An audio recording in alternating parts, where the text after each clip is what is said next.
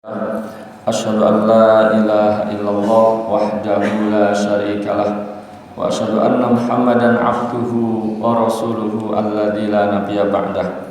Allahumma shalli wa sallim ala hadzal nabiyil karim Muhammadin wa ala alihi wa sahbihi ajma'in. Asbahna ala fitratil Islam wa ala kalimatil ikhlas wa ala dini nabiyyina Muhammadin sallallahu alaihi wasallam wa ala millati abina Ibrahim hanifan muslima wa ma kana minal musyrikin.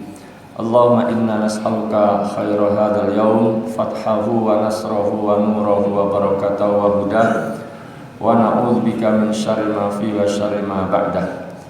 Ma'asyiral muslimin wal muslimat, bapak-bapak, ibu-ibu, jamaah salat subuh Masjid Al-Mu'minin rahimani wa rahimakumullah. Pada kesempatan pagi hari ini tema kuliah subuh yang akan disampaikan adalah tentang hal yang berkaitan dengan ibadah kita sehari-hari, yaitu al-khusyu' fis shalah, yaitu tentang kekhusyuan di dalam salat. Para hadirin sekalian rahimani wa rahimakumullah, ketika menjelaskan firman Allah di dalam surah Al-Mu'minun, ya, ayat kedua, Syekh As-Sa'di rahimahullah mengatakan bahwa yang dimaksud khusyuk dalam salat itu adalah hudurul qalbi baina yadayillahi ta'ala, yaitu hadirnya hati kita semuanya, hati seorang hamba di hadapan Allah Ta'ala, mustahdiran liqurbih, menghayati kedekatan dengan Allah Subhanahu wa Ta'ala, fayaskunu lidzalika qalbu, sehingga dengan hal demikian, ya, tentram hatinya, ya, wa tatma'innu nafsuh,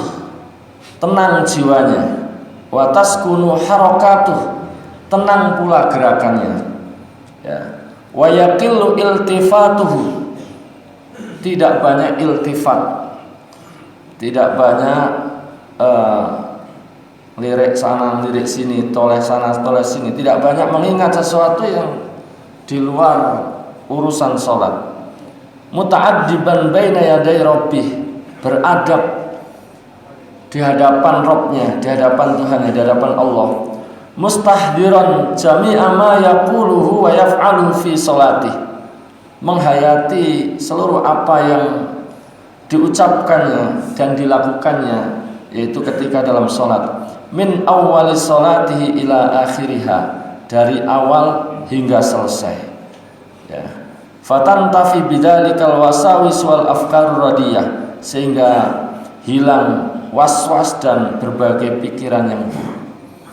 Ini definisi khusyuk menurut Syekh Sa'di ketika menjelaskan firman Allah, qad aflahal mu'minun alladzina hum fi salatihim khashi'un.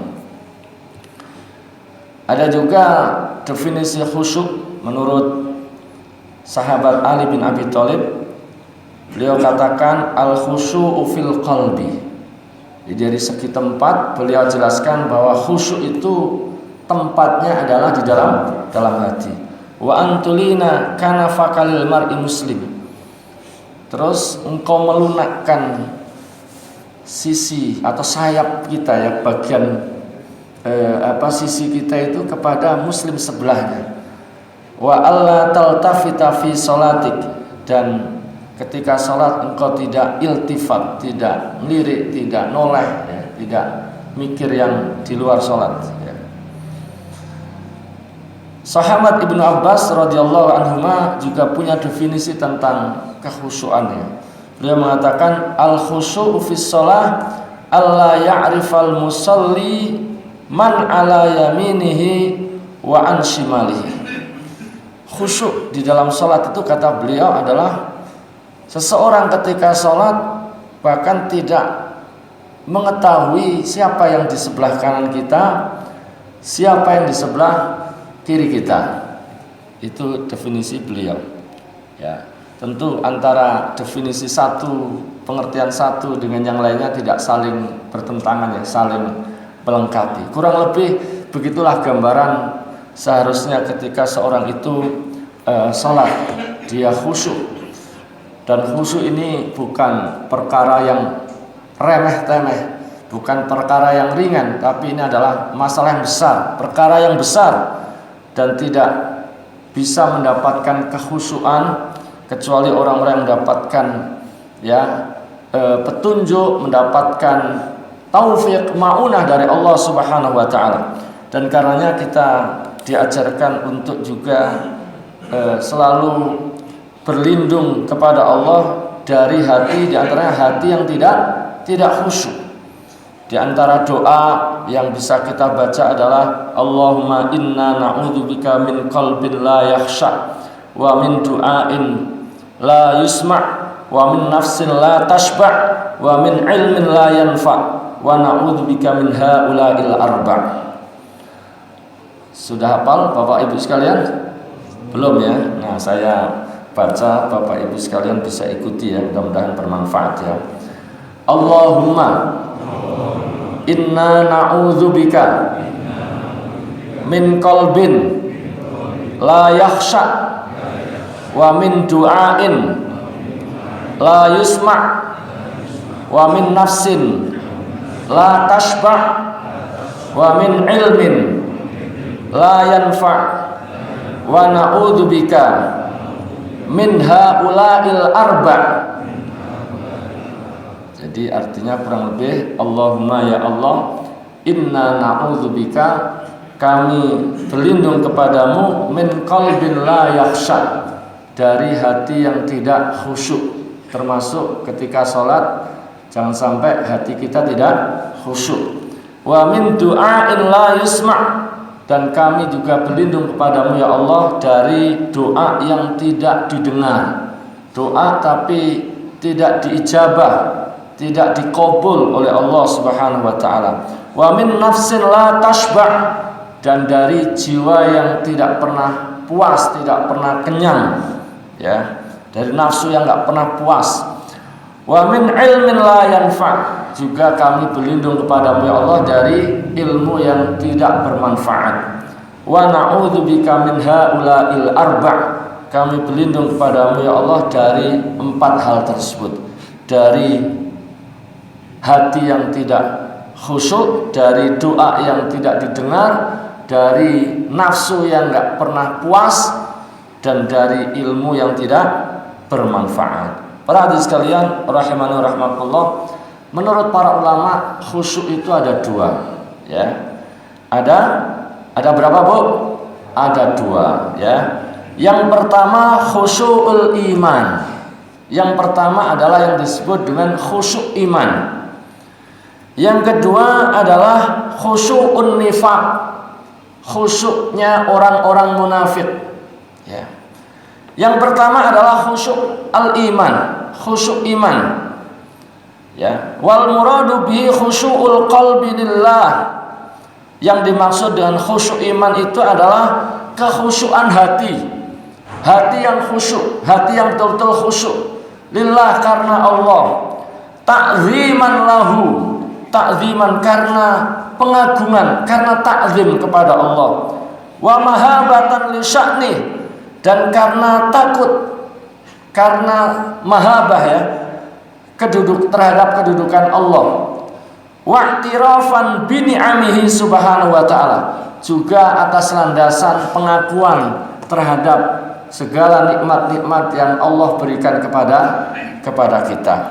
Nah, inilah yang dimaksud dengan khusyuk iman. Khusyuk iman itu kurang lebih yang tadi disampaikan di awal. Definisi, ada 3 tadi definisi yang disampaikan. Nah, kurang lebih itu khusyuk yang disebut khusyuk iman. Nah, yang kedua ada yang disebut dengan khusyuk nifaq, khusyuknya orang-orang munafik. Nah, ini yang kita jangan sampai punya kekhusyuan ketika sholat, jangan sampai sholat kita khusyuknya khusyuk nifaq, ya, khusyuknya orang-orang munafik. Apa khusyuk nifak itu? Dijelaskan bahwa wa huwa ma yura minal khusyu'idz zahiri lil jawarihi dunal qalbi, yaitu terlihat secara zahir, secara lahiriah kelihatannya khusyuk tapi hatinya tidak khusyuk. Zahirnya, fisiknya orang lihat seperti khusyuk sekali, tapi hakikatnya tidak khusyuk. Inilah khusyuk nifak, khusyuk pura-pura, khusyuk kamuflase, khusyuknya orang-orang munafik. Ya, Hudzaifah radhiyallahu an pernah mengatakan, iyyakum wa khusyu'an nifaq. Waspadalah, hati-hatilah kalian dengan khusyuknya orang-orang munafik, khusyuk pura-pura, khusyuk nifak. Terus ada yang bertanya, faqila lahu wa ma khusyu'un nifaq? Apa yang dimaksud khusyuk nifak itu wahai Hudzaifah? Maka beliau katakan, antara jasada khasyian wal qalbu laisa bi khasyiin. Yang dimaksud dengan khusyuk nifak, khusyuk pura-pura itu, khusyuknya orang-orang munafik adalah kau lihat jasadnya seperti khusyuk, wal qalbu laisa bi khasyi, sedangkan hatinya sesungguhnya tidak khusyuk. Nah, jemaah sekalian, itulah khusyuk nifak. Tentu kita tidak bisa menghakimi orang. Kita tidak boleh, wah ini khusyuk nifak, ini khusyuk nifak, nggak boleh.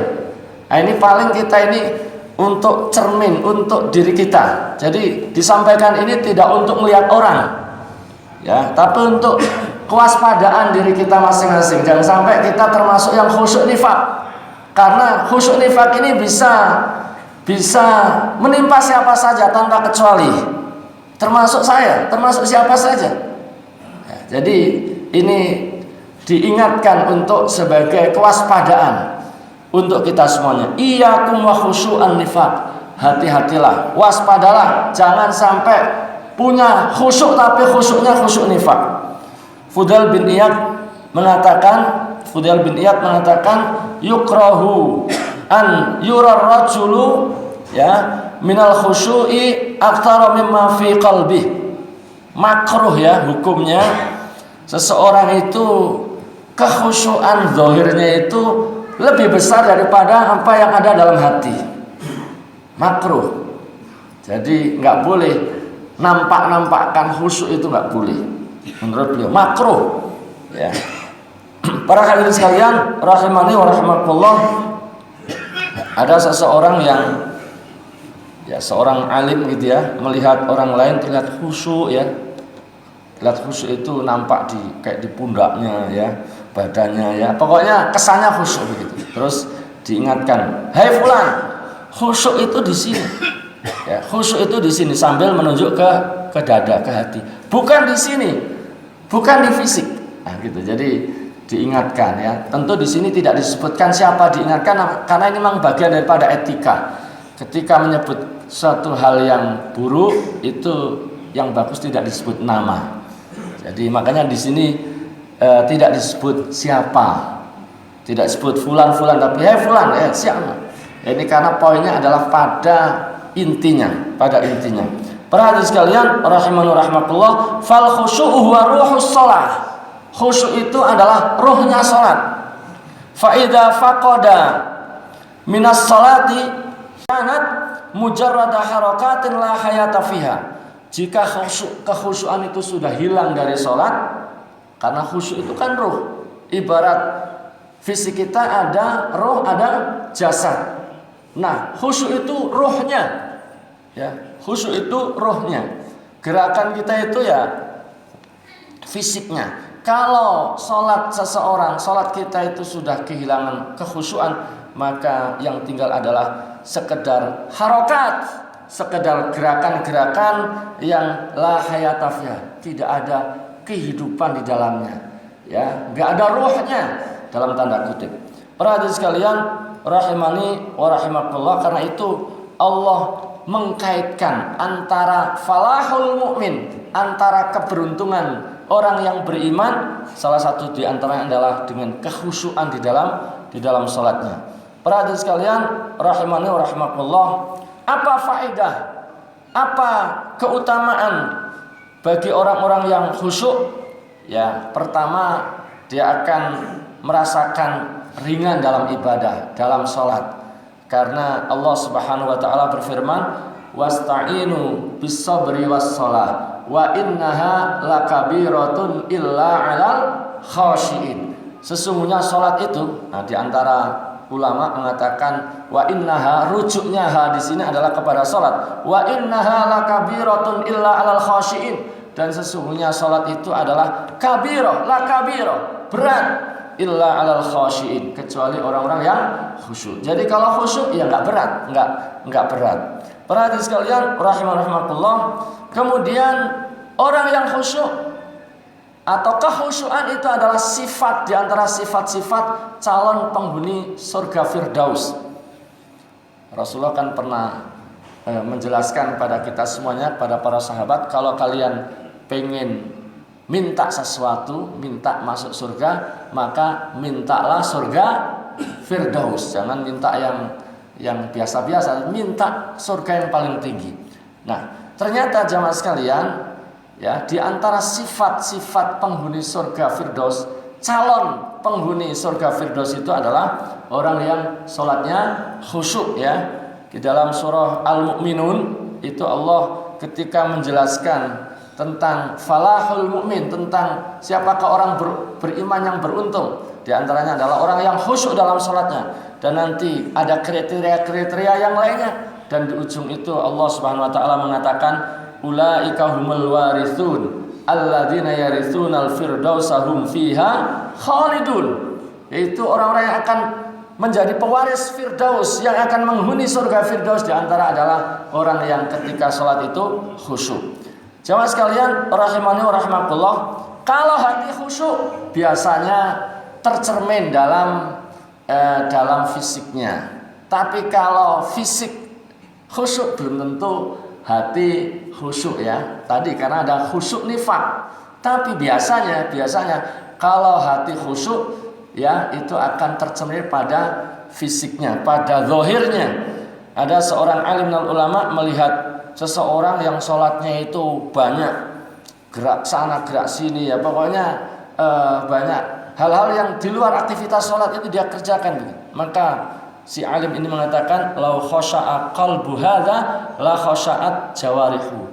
Kalau orang ini, nah sekali lagi kan enggak disebut nama, kalau orang ini hatinya khusyuk, ya, kalau orang ini hatinya khusyuk, pastilah zahirnya, ya, jawarihnya, fisiknya juga akan ikut khusyuk. Kenapa? Karena hati itu raja, hati itu panglima, ya, lahiriah itu anak buahnya, lahiriah itu adalah prajuritnya. Hati itu raja, ya, fisik ini adalah rakyatnya. Ketika hati baik, fisik juga baik. Ketika hati khusyuk, maka fisik juga akan ikut khusyuk. Para hadirin sekalian rahimani rahimakumullah, dan orang itu nanti pahalanya, meskipun sama-sama dapat pahala, orang yang sholat ya dapat pahala, ya, tapi pahalanya nanti akan sesuai dengan salah satunya adalah kadar kekhusyuan masing-masing.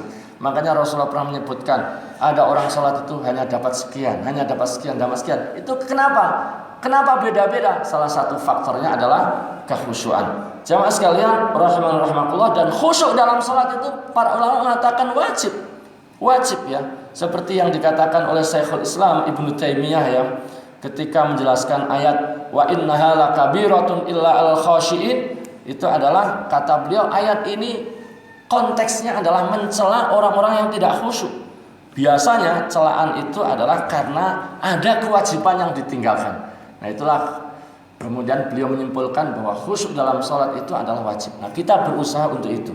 Para hadirin sekalian rahimani rahimakumullah, di samping tadi disebutkan akan dapat surga Firdaus, juga akan dapatkan ampunan dari Allah Subhanahu wa taala, ya. Di dalam satu hadis itu dijelaskan, ya, kalau ada orang yang wudu dengan sempurna, sholat dilakukan di waktunya, kemudian dia sempurnakan rukuknya, khusyuknya, maka kata Allah dalam satu hadis, ya, hadis qudsi, bahwa aku punya janji yang wajib aku tepati, yaitu mengampuni dia.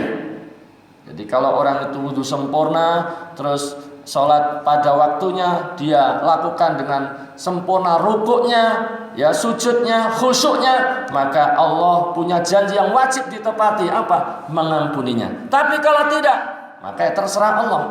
Ya, terserah Allah, yaitu bisa Allah ampuni, bisa juga tidak. Para hadirin sekalian, rahimani wa rahimakumullah. Ini bukan hadis qudsi, ini hadis biasa saja. Jadi saya ralat tadi bukan hadis qudsi. Para hadirin sekalian, rahimani wa rahimakumullah. Kemudian terakhir yang ingin disampaikan adalah, karena tadi disampaikan oleh pengurusnya, Pak, ini memang judulnya kultum, tapi jangan juga kultum banget begitu ya. Nah, jadi agak ini, apalagi ada apa Pak? Ada sarapan, jadi agak lama dikit, nggak apa-apa ya. Nah, terakhir adalah tentang bagaimana agar kita memperoleh kekhusyuan.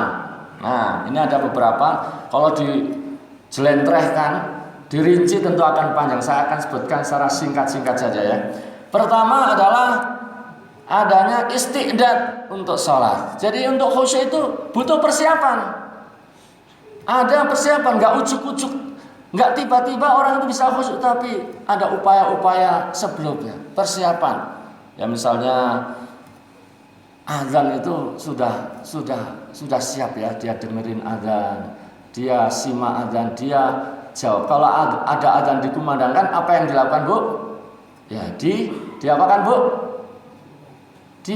Didengarkan, terus ditirukan. Setiap kalimat muadzin ditirukan. Ini banyak di antara kaum muslimin yang dengar tapi nggak jawab, nggak menirukan. Ya, nah ini mengingatkan untuk kita semuanya agar ketika azan itu didengarkan, dihayati. Ya karena kalimat-kalimat azan itu sangat luar biasa. Meskipun kalimatnya pendek-pendek, tapi ini sangat luar biasa terkait dengan keimanan akidah kita.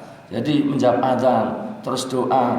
Kemudian termasuk juga datang lebih awal. Kemudian tumak nina ketika sholat, ini kaitannya dengan sholat ya tumak nina di dalam sholat, ya tumak nina di dalam sholat, sholatnya tidak tergesa-gesa.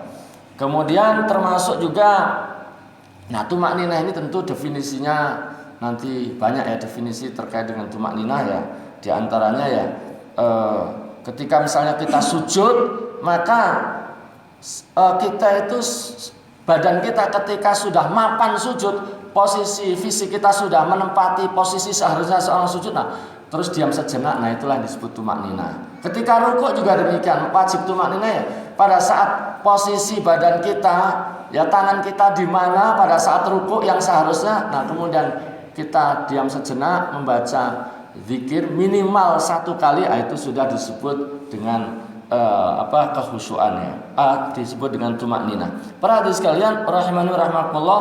Kemudian di antara yang dianjurkan oleh para ulama agar orang itu khusyuk adalah tadzakkurul maut fi shalah. Jadi bagaimana ketika kita sholat itu menghadirkan ingatan bahwa setiap orang itu akan meninggal, ya akan meninggal. Kata Rasulullah, kalau orang itu ketika sholat mengingat mati, maka insya Allah dia akan perbaiki sholatnya. Ya, makanya Rasulullah pernah mengatakan, "Udhkuril mauta fi sholatik," ya, ingatlah mati dalam sholatmu, ingatlah kematian dalam sholatmu. Fa innar rajula idza dzakaral mauta fi sholatihi la hariyun an yuhsina sholatahu. Karena kalau seseorang itu ingat mati dalam sholatnya, pasti dia akan berusaha untuk memperbaiki sholatnya. Bahkan Rasulullah juga ingatkan agar seseorang itu sholli sholata rajulin la yadunnu an yusalliya annahu yusalli ghairaha. Sholatlah seperti sholatnya seseorang yang dia punya keyakinan, punya sangkaan bahwa ini adalah sholat terakhir, tidak ada lagi sholat sesudah ini atau selain ini. Para hadirin sekalian, rahimani rahimakumullah, jadi mengingat kematian bagaimana? Nah ini yang nggak mudah. Wong kita masih hidup tapi disuruh ingat mati, sehat seger waras tapi disuruh ingat mati, nggak mudah. Dan ini butuh perjuangan. Maka khusyuk itu nggak mudah. Ini perkara berat karena rewardnya, balasannya juga besar. Surga yang paling tinggi, surga yang paling utama. Para hadirin sekalian, rahimani rahimakumullah, termasuk adalah tadabburul ayat al-makru'ah wa baqiyati adhkaris shalah. Jadi di antara cara untuk memperoleh kekhusyuan itu adalah tadabbur terhadap ayat-ayat, menghayati ayat-ayat yang kita baca. Ayat-ayat yang sering kita baca dalam sholat yang jadi langganan. Bapak Ibu sekalian kayaknya punya langganan ya. Baca surat itu punya langganan ya Bu ya. Nah itu paling enggak yang itu harus dikuasai, dipahami, ditadaburi, dihayati artinya, isinya ya. Kemudian termasuk bacaan-bacaan yang kita baca dalam iftitah, dalam ruku, dalam iktidal, dalam sujud, dalam tasyahud. Nah ini juga harus kita pelajari. Ngaji itu salah satu adalah untuk meningkatkan kafaah ilmiah kita terkait dengan itu. Maka mungkin kalau sekarang belum memahami, dicicil. Hari ini saya akan menghayati atau memahami apa isi daripada bacaan saya dalam iftitah. Nah, dibaca ulang-ulang terjemahannya sampai paham. Oh, iftitah itu isinya ini. Kemudian ketika rukuk saya baca ini tuh, oh ternyata isinya ini. Dia ayat. Karena ini salah satu faktor untuk memperoleh kekhusyuan, yaitu menghayati yang kita baca, baik ayat ya, termasuk Fatihah kita, surat yang kita baca, termasuk tadi zikir-zikir yang kita baca. Termasuk jamaah sekalian, utamanya kalau kita jadi imam atau sholat sendiri, maka membaca surah Al-Fatihah itu yang bagus itu ayatan-ayatan, ayat per ayat. Meskipun kita bisa baca Quran, baca surah Al-Fatihah sekali napas. Ada nggak Pak Bu? Yang orang baca Quran, baca Fatihah itu satu surat itu sekali napas? Ada ya? Nah, boleh nggak ya? Boleh aja. Sah nggak? Sah. Tapi yang nyunah itu ayatan-ayatan, ayat per ayat. Setiap ayat berhenti. Kenapa? Ya diantaranya karena setiap ayat yang kita baca itu dijawab oleh Allah Subhanahu wa taala. Jadi kita itu seperti sedang dialog dengan Allah Subhanahu wa taala. Maka dihayati itu. Para hadirin sekalian, rahimanullah. Kemudian termasuk di antara faktor yang akan membantu kita khusyuk itu adalah an-nadru ila maudhi'us sujud. Kalau kita sholat, nih lihatnya itu ke tempat sujud. Kalau kita sholat, melihatnya kemana Pak? Bu? Ke tempat sujud. Ya tidak boleh iltifat, melirik kanan, melirik kiri, toleh kanan, toleh kiri, atau tidak diperkenankan noleh ke atas, melihat jam. Ini imamnya lama benar sih, lihat nyocokin jam lagi ya, jangan, enggak boleh. Melihat ke tempat sujud. Jadi orang yang kecopetan dalam sholatnya itu adalah orang yang noleh itu. Para hadirin sekalian, rahimani wa rahmatullah. Kemudian salah satu hikmah kenapa kita sholat itu disuruh tangan kanan di atas tangan kiri, itu adalah salah satunya adalah itu formasi seseorang ya, posisi orang yang menunjukkan apa? Menunjukkan sifat orang yang as-sa'il az-zalil ya, orang yang minta kepada Allah, yang penuh pengharapan, penuh penghibaan ya. Dan ini posisi seperti ini juga akan membuat tangan itu nggak kemana-mana. Karena ada orang sholat itu nggak pakai begini Pak, tapi tangannya ke bawah. Karena ada yang begini. Nah ini yang benar. Yang maksudnya tangan kanan di atas tangan kiri, yang begini benar. Karena ada orang sholat itu tangannya ke bawah. Pernah lihat nggak Pak? Nah itu ada modal sholat begitu, tapi itu tidak sesuai dengan yang diajarkan oleh Nabi kita. Para hadirin sekalian, rahimani rahmatullah, termasuk diantaranya adalah hal-hal yang akan membuat kita itu tidak khusyuk, kita buang, kita hilangkan. Contohnya misalnya jangan sampai sholat dalam keadaan lapar, lagi lapar banget, terus sholat. Nah ini bisa dipastikan gimana Pak? Ya, makanya banyak orang kondangan itu misalnya pas menjelang zuhur ya, ini sholat zuhur dulu atau makan dulu, akhirnya dulukan makan. Karena kalau dulukan ini apalagi kadang-kadang ya orang di kondangan itu kadang-kadang nggak mikir yang lainnya Pak ya. Nah begitu. Para hadirin sekalian, rahimani rahmatullah. Jadi salah satu hal yang akan bantu kita khusyuk itu adalah ya tidak sholat dalam kondisi sedang lapar ya, sementara makanan sudah dihidangkan. Kemudian termasuk diantaranya jangan sampai kita sholat dalam kondisi apa? Menahan kentut, ngempet ya. Pernah nggak sholat ngempet, pipis ngempet, BAB ngempet kentut gitu? Pernah nggak Bu? Pernah atau sering? Oh ini sering. Nah jangan, ini kita usahakan jangan sampai dalam kondisi, karena itu pasti akan mengurangi kekhusyuan kita. Pasti akan mengurangi kekhusyuan kita. Kalau lagi ngempet gitu gimana? Ya di-los aja nanti. Maksudnya ya batal gitu ya.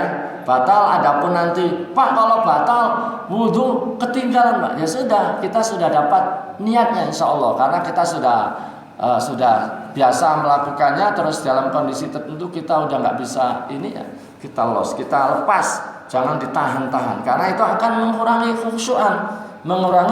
kekhusyuan atau bisa bahkan menghilangkan kekhusyuan. Termasuk diantaranya apa? Mujahadatut tasawuf fis shalah. Ya, kalau angop, apa itu angop Pak? Menguap ini juga ditahan. Jangan pas sholat menguapnya di apa? Dilos kayak sapi ini ya. Bukan saya Pak ya yang ngomong ya. Jadi ditahan. Jangan, jadi ditahan, karena menguap itu kata Rasulullah adalah minas syaiton ya. Jadi menguap dalam sholat itu adalah minas syaiton ya. Idza tasa'aba ahadukum fi shalah falyaqdim mastata'a. Ya, jika salah seorang di antara kalian pengen menguap, maka hendaklah dia nahan sebisa mungkin. Ya, karena apa? Fa inna syaiton yadkhul. Karena kalau menguap ya, setan nanti apa? Masuk tuh, udah tahu ya. Setan masuk. Jadi makanya kita harus tahan, jangan sebisa mungkin ditutup kalau nggak bisa ditahan. Para hadirin sekalian, rahmatullah. Ya, sebenarnya masih banyak poin-poin yang mesti dijelaskan dalam bab kekhusyuan ini, karena ini bukan perkara enteng remeh, tapi perkara berat. Berat bukan hanya bagi bagi saya juga, ini berat juga. Maka materi ini tentu mengingatkan buat kita semua. Cuma kalau saya lanjut kayaknya hatinya pada nggak khusyuk ini ya. Jadi saya tahu itu, jadi udah kita cukupkan sampai di sini. Mudah-mudahan dengan ini nanti memancing kita untuk semangat. Kata Pak Haji Taufik tadi, banyak kajian-kajian diikuti agar ya ilmu kita bertambah, kualitas ibadah kita juga semakin meningkat, dan lebih dari itu menuntut ilmu itu wajib ya, wajib bagi kita semuanya, tidak pandang bulu ya, untuk kita ya. Nabi saja itu diajarkan doa oleh Allah Subhanahu wa taala, wa qur rabbi zidni ilma. Wahai Muhammad, ucapkanlah Rabbi zidni ilma, ya Allah tambahkan kepadaku ilmu. Nabi aja udah turun wahyu, udah dikasih wahyu Quran, masih suruh minta tambah ilmu. Nah apalagi kita ya, siapa kita kalau nggak nambah ilmu, kan begitu. Nah oleh karena itu kesempatan yang ada dimanfaatkan sebaik-baiknya untuk itu. Subhanakallahumma wa bihamdika asyhadu an la ilaha illa anta astaghfiruka wa atubu ilaik. Baik jamaah sekalian, kita berdoa kepada Allah Subhanahu wa taala. Berdoa dengan khusyuk, dengan keikhlasan, dengan hati yang hadir, dengan hati yang penuh harap ya, dan hati yang yakin bahwa doa kita dikabulkan oleh Allah Subhanahu wa taala. Bismillahirrahmanirrahim. Alhamdulillahirabbil alamin, hamdasy syakirin, hamdan na'imin, hamdan yuwafi ni'amahu wa yukafi mazidah. Rabbana lakal hamdu kama yanbaghi li jalali wajhikal karim wa 'azimi sultanik.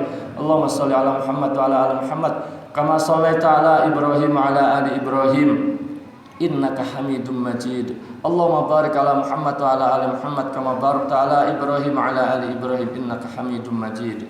Rabbana zalamna anfusana wa illam taghfir lana wa tarhamna lanakunanna minal khasirin. La ilaha illa anta subhanaka inna kunna minadh dhalimin. Rabbana ighfir lana wa liwalidina warhamhum kama rabbawna shighara. Rabbana ighfir lana wa li ikhwanina alladhina sabaquna bil iman wa la taj'al fi qulubina ghillal ladzina amanu rabbana innaka ra'ufur rahim. Allahumma aslih lana dinana alladhi huwa ismatu amrina wa aslih lana dunyana allati fiha ma'ashuna wa aslih lana akhiratana allati fiha ma'aduna waj'alil hayata ziyadatan lana fi kulli khair waj'alil mauta rahatan lana min kulli syarr. Allahumma la tada' lana dhanban illa ghafartah wa la hamman illa farrastah wa la dainan illa qadaitah wa la hajatan min hawaijid dunya wal akhirati illa qadaitaha ya arhamar rahimin. Allahumma inna nas'alukal huda wat-tuqa wal afafa wal ghina. Allahumma qfina bihalalika an haramik wa aghnina bifadlika amman siwak. Rabbana hab lana min azwajina wa dhurriyyatina qurrata a'yun waj'alna lil muttaqina imama. Rabbana la tuzigh qulubana ba'da idh hadaitana wa hab lana min ladunka rahmah innaka antal wahhab. Allahumma inna na'udzubika min jahdil bala wa darakis syaqa wa su'il qada wa syamatatil a'da. Allahumma dfa' annal waba wal ghala war riba waz zina wal fawahisha wal mihan wa su'al fitan ma zahara minha wa ma batan an baladina hadza khasatan wa an sa'iri biladil muslimina amatan ya rabbal alamin. Allahumma ij'al Indonesia kama fi qaulika baldatun thayyibatun wa rabbun ghafur. Allahumma aslih ulata umuril muslimin. Allahumma aslih ahwalal muslimin. Allahumma hdi ulata umuril muslimin. Rabbana atina fid dunya hasanah wa fil akhirati hasanah wa qina adzabannar. Subhana rabbika rabbil izzati amma yasifun wa salamun alal mursalin walhamdulillahi rabbil alamin. Demikian Bapak Ibu sekalian, mohon maaf atas segala kurang lebihnya dan atas khilaf tutur kata yang tidak berkenan. Assalamualaikum warahmatullahi wabarakatuh.